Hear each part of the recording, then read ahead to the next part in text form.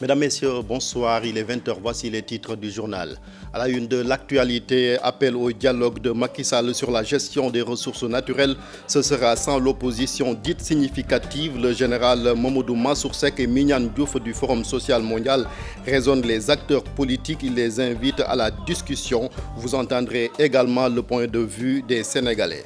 Le syndicat des inspecteurs et inspectrices de l'éducation nationale en grève durant 2 semaines, le SIENS exige du gouvernement le respect des accords signés. L'arrêté du ministre du Commerce qui fâche le syndicat des transporteurs routiers, Alioune Sarr interdit le transport de la production de l'anacarde de Ziguinchor à Dakar par la route au profit de la voie maritime.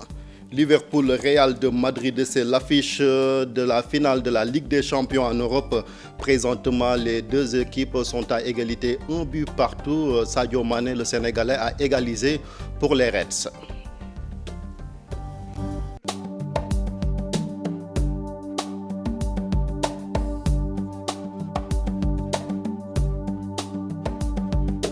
L'information donc, c'est le but de Sadio Mané, attaquant sénégalais de Liverpool qui joue en ce moment la finale de la Ligue des Champions en Europe face au Real de Madrid. Le match se joue présentement au stade du Kiev, c'est en Ukraine. C'est Karim Benzema du Real qui a ouvert le score après une grosse bourde du gardien des Reds. Quelques minutes après, Sadio Mané a donc égalisé. Le Sénégalais est entré dans l'histoire puisque c'était le seul d'ailleurs joueur sénégalais qui a joué une finale de la Ligue des Champions. En plus, il marque un but dans une finale de la Ligue des Champions. Nous y reviendrons avant la fin de cette édition. Mignane Diouf approuve la décision du président de la République de publier tous les contrats pétroliers et gaziers. Une vieille doléance des citoyens, estime le coordonnateur du Forum social mondial, qui voit là une volonté d'aller de plus en plus vers une transparence dans la gestion des affaires publiques. Le voici au micro de Ibou Diouf. Sur la question des contrats au Sénégal sur les ressources naturelles, si vous vous rappelez bien, l'année dernière, un de vos collègues m'avait invité à votre télévision et me posait la question de savoir est-ce qu'on doit parler du pétrole et du gaz ou non. Et j'avais dit oui, nous devons en parler dès maintenant. Si nous ne en parlons pas dès maintenant, le pétrole pourrait parler de nous. C'est-à-dire les firmes pétrolières pourraient parler de nous alors qu'il s'agit, avant que cela ne soit, que nous-mêmes nous en parlions.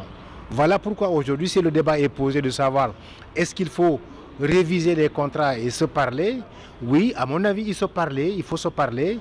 Il faut sans doute aller dans le sens de revoir ces contrats-là, s'il y a contrat, mais ça veut dire aussi donc qu'il faut les mettre à la disposition de qui de droit, de tous les acteurs, de l'opinion publique, et que l'on sache réellement qu'est-ce qui a été signé, si signature il y en a, qu'est-ce qui n'a pas été signé s'il n'y a pas de signature. À partir de ce moment, il va être facile sans doute pour que tout le monde se retrouve et en parle. Le président Macky Sall qui a de nouveau tendu la main aux forces vives de la nation, c'est pour un dialogue sur la gestion des ressources pétrolières et gazières, dialogue rejeté par l'opposition dite significative. Le général Mamadou Mansour Seck et Mignane Diouf du Forum social mondial que vous avez suivi tout à l'heure invitent toute la classe politique à la discussion autour des questions qui intéressent les Sénégalais. C'est un sujet signé Ibou Diouf et Mohamed Dien. C'est pas encore demain que les acteurs politiques vont se retrouver autour d'une table pour discuter. Le chef de l'État a fait son appel au dialogue. L'opposition, elle, continue d'exprimer ses réserves. Où est-ce que ça bloque? Je ne peux pas le savoir directement, mais je crois que ça bloque du point de vue politique. L'opposition, bien sûr, mais à mon avis, le pouvoir est le maître du jeu et devrait voir là où ça bloque pour le débloquer, avec les mécanismes et les voies par lesquelles il faut les débloquer. C'est comme dans une famille. Dans une famille, les gens peuvent se fâcher les uns contre les autres, mais la famille reste en tant que telle. Je pense que de toute façon, la division ne fait que nous affaiblir. Un cadre unifiant pour discuter des différents sujets en toute objectivité, le tout pour la cohésion et l'unité nationale. Que ce soit l'éducation, que ce soit le type de société, il est normal qu'il se concerte avec les partis qui ont même des avis plus ou moins différents. Celui qu'on a lancé depuis le mois dernier, quand nous demandions à ceux qui disent un dialogue, une concertation, autour des questions d'enjeux du pays. Donc, ce serait encore une fois un appel à la paix, à la concertation et au dialogue. Ces acteurs parlent d'un dialogue franc pour éviter une exacerbation de la polémique politique au Sénégal.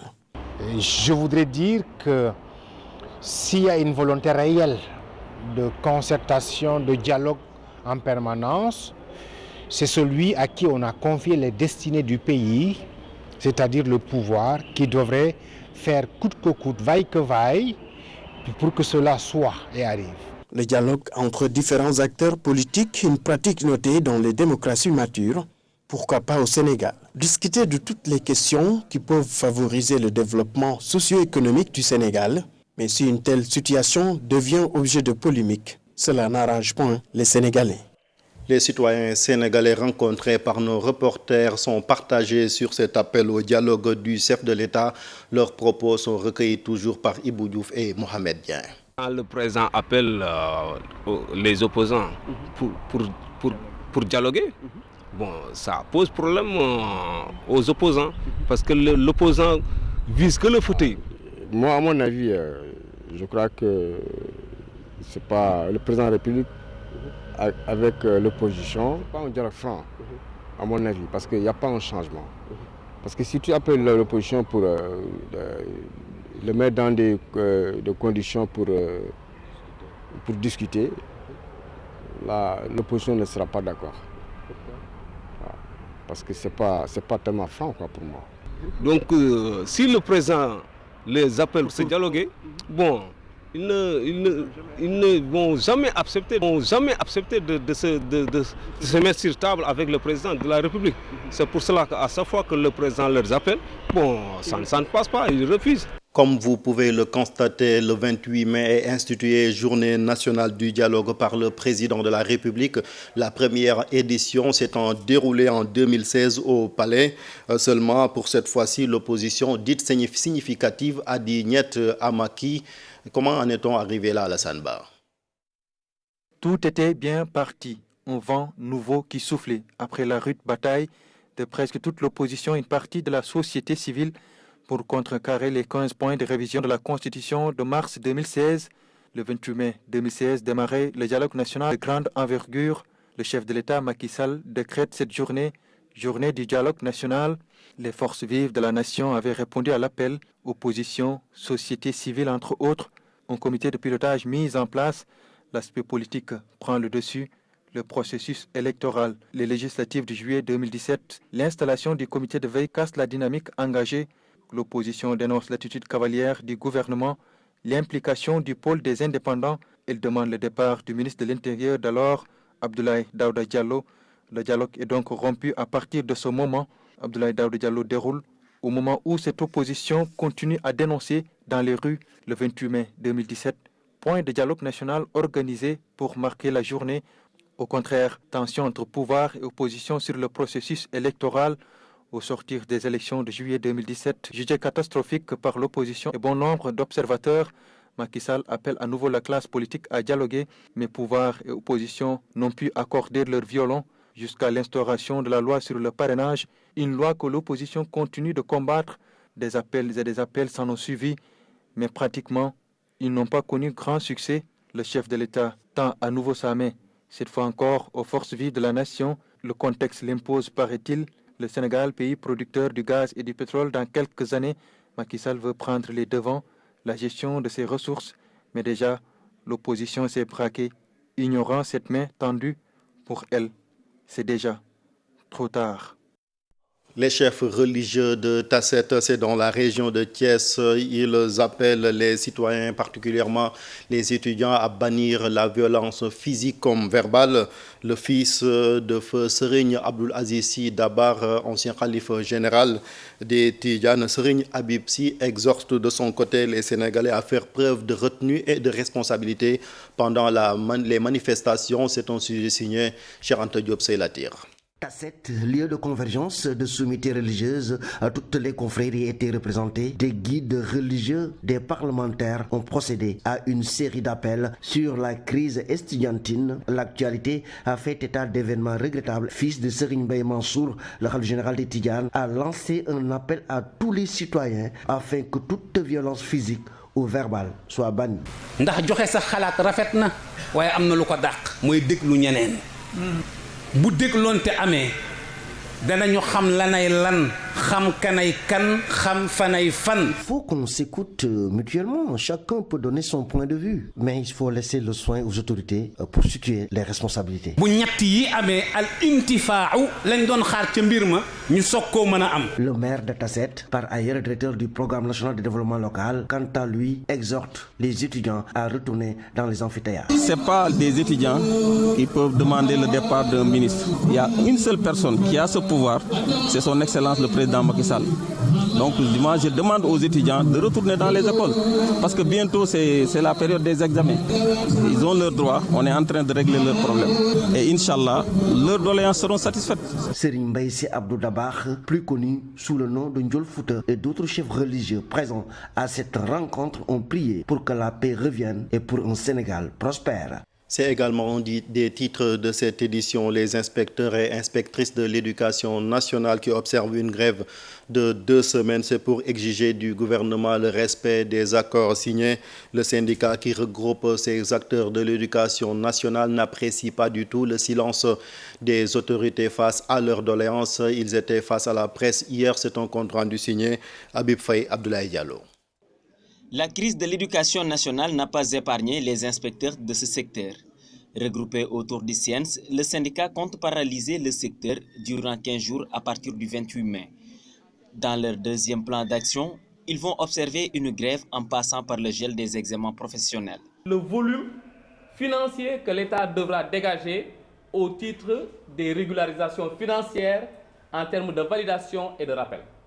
Ce sera le gel des activités d'encadrement et de supervision de ces 10 élèves maîtres. Le syndicat des inspecteurs et inspectrices de l'éducation nationale du Sénégal invite l'État au respect de ses engagements pour satisfaire les revendications spécifiques. Et nous appelons nos collègues inspecteurs à maintenir le niveau de mobilisation en espérant qu'avant la fin de ce deuxième plan d'action, le gouvernement décodera parfaitement le message et organisera la plénière qui permettra de répondre de manière adéquate aux préoccupations exprimées par les membres des corps de contrôle. Ils refusent d'être les agneaux du sacrifice. Le gouvernement décodera bien le message et saura que les inspecteurs n'accepteront pas d'être les agneaux du sacrifice. C'est faire en sorte de repositionner les inspecteurs au cœur du dispositif stratégique, faire en sorte aussi que les corps de contrôle soient valorisés et pour cela, il faut restaurer l'équité du point de vue du régime indemnitaire. Affilié à la CNTS-FC, le SIENS invite le gouvernement à prendre des mesures idoines pour leurs revendications, mais aussi renforcer les mesures prises en respectant les franchises universitaires suite au décès de l'étudiant Fallou Sène. Les responsables du syndicat des transporteurs routiers du Sénégal sont également en colère. Ils dénoncent l'arrêté du ministre du Commerce interdisant le transport par voie routière de l'anacarde de la Casamance à Dakar. Du coup, ils ont décidé de ne plus acheminer la production vers le port de Ziguinchor. Leur porte-parole s'exprime ici au micro de Boubacar Diassi et Lamine Mandia. En matière de transport, il y a 3 possibilités. Il y a la possibilité aérienne, possibilité fluviale et possibilité terrestre. Mais si aujourd'hui le ministre nous balance des arrêtés pour dire que les anacards ne doivent pas, on ne doit pas transporter les anacards de Ziguinchor en Gabi, on est entièrement d'accord. Mais quant à dire que vraiment le transport terrestre là, amener les anacards à Dakar, cela ne va pas se faire. Nous ne sommes pas d'accord dans ça. En unité. Nous ne sommes pas d'accord avec lui. On n'amène pas les anacards en Gambie, on l'amène à Dakar. Mais si la voie fluviale est possible, mais la voie terrestre aussi doit être possible. Pourquoi interdire cela? Donc je crois que le ministre doit vraiment revoir son arrêté. Nous, on a pris une décision. Si aujourd'hui, il n'a pas rectifié ce tir-là, aujourd'hui, aucun camion n'ira en brousse pour aller prendre les anacards. Aucun camion ne fera les transferts là pour aller du magasin au port. Donc c'est la décision que nous avons engagée. À Réfane, dans le département de Bambey, les repreneurs des forages ruraux ont augmenté le prix du mètre cube d'eau.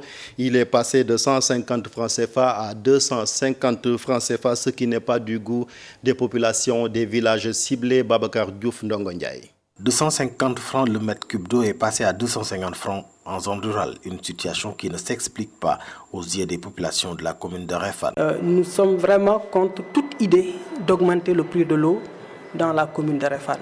Nous sommes contre et je pense que cette attitude colle bien avec celle du président de la République quand il dit que 2018 est une année sociale. Dans les zones rurales, c'est des populations très démunies qui n'ont pas souvent les moyens de payer même quelquefois 3 ou 4 mètres cubes d'eau qui coûtait 150 francs. Donc si on vient leur ajouter 100 francs de plus, on a presque doublé le prix. Là vraiment nous avons exprimé notre opposition. Une situation née de la gestion du nouveau repreneur qui en somme n'a pas résolu les problèmes. Mais pire, il en a créé d'autres. Nous avons constaté que depuis que Aquatec, qui est le repreneur privé des forages de la zone de Diourbel, a pris service, aucune amélioration n'a été notée dans le service de l'eau. Les zones qui manquaient d'eau en manquent encore. La production des forages n'est pas suffisante. Il n'y a eu aucune amélioration. Donc les problèmes restent les mêmes. Mais en plus de ces problèmes que Aquatec a trouvés sur place, ils viennent ajouter le problème de la cherté de l'eau. L'appel du maire aux autorités compétentes pour que la situation soit revenue. Pourquoi j'ai dit à l'autorité administrative de convoquer de larges concertations? Parce que dans des problèmes de ce genre, il faut une solution holistique qui prend en charge toutes les couches sociales de la population. Nous avons fait la proposition. Et nous avons aussi principalement fait la proposition au préfet de suspendre la mesure. Pour rappel, les populations de la commune de Réfane ont ensemble rejeté l'offre du nouveau repreneur des forages de la zone. Une réserve pastorale de 4000 hectares créée dans le département de Dagana. Les initiateurs sont des élus de la localité. Objectif visé, mettre un terme au conflit entre éleveurs et agriculteurs devenus fréquents dans cette partie du Sénégal. Ousseynou Diop, Habib Seck.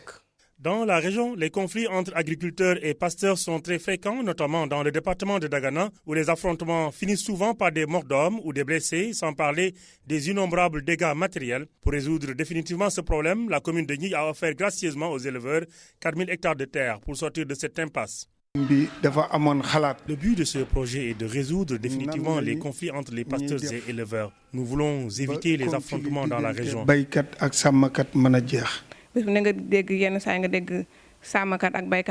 Les conflits sont récurrents et la plupart, il y a mort d'hommes. Nous, les députés du département, allons accompagner les maires pour éviter tout cela. Pour les autorités locales, c'est un pas de plus pour éliminer définitivement les conflits entre les deux communautés. Trouver des solutions pour régler ou amoindrir ou limiter les risques de conflits entre éleveurs et agriculteurs. Lors d'un comité départemental de développement, les élus locaux et les autorités départementales ont soulevé les impacts positifs du projet. Le préfet du département a souligné que la réserve pastorale permettra aux éleveurs de contrôler leur bétail.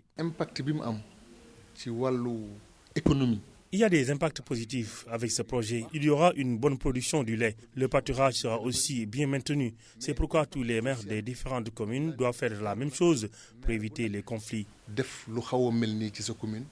La réserve pastorale de 4000 hectares sera en plus pour les éleveurs du département de Dagana. A rappelé que dernièrement, un conflit entre éleveurs et paysans a fait plusieurs blessés dans le nord du pays. Mai 68, Senghor face à la révolte des étudiants, c'est le titre de l'ouvrage du professeur Omar Gueye. L'auteur fait une rétrospective des événements phares de cette période pendant laquelle les étudiants étaient animés par un sentiment de désespoir suite à des revendications. 50 ans après, l'histoire semble se répéter. L'auteur était en conférence hier à l'église à Dakar, face justement à des religieux. C'est un compte rendu signé Habib Faye, les images Ablaye Diallo. Mai 68, une période d'affirmation pour la jeunesse du Sénégal, mais particulièrement les étudiants. Sur ce, Omar Gueye sort son ouvrage intitulé Mai 68 au Sénégal pour parler de la confrontation entre Senghor, les étudiants et les mouvements syndicaux. Préciser donc le rôle des étudiants donc, qui ont été un élément déclencheur dans la crise. Donc c'est pourquoi on a spécifié Senghor face aux étudiants et au mouvement syndical, donc de façon générale. Dans ce livre de 309 pages, l'auteur est revenu sur le rôle des pères dominicains. Les pères dominicains étaient témoins de tout ce qui s'est passé et de toute cette violence. Donc ils ne pouvaient pas rester silencieux. Et effectivement, dans leur homélie du 2 juin, donc, ils ont dit ce qui est leur part de vérité en condamnant la violence d'où qu'elle venait, donc selon leurs termes, et aussi ce qui n'a pas plu au président Senghor. Mai 68, mai 2018, voici 50 ans, une continuité des événements, affirme Serigne Mansour Sy Djamil. C'est une sorte de continuité, parce que c'est les mêmes problèmes. Imaginez-vous, 50 ans après, les gens sont morts parce qu'ils réclament leur bourse. Alors que c'est ça, nous, qui nous avait mobilisés il y a 50 ans. Le problème des bourses a été à la base du déclenchement des grèves illimitées de mai 68. Et aujourd'hui, on se retrouve dans la même situation où des gens sont en train de mourir. Animés par un sentiment de désespoir, les étudiants ont engagé la bataille, ajoute l'écrivain. Il y avait une sorte d'international contestataire. Et en dehors des causes nationales, les jeunes partout demandaient la même chose. C'était la contestation de la guerre au Vietnam, pour la condamner.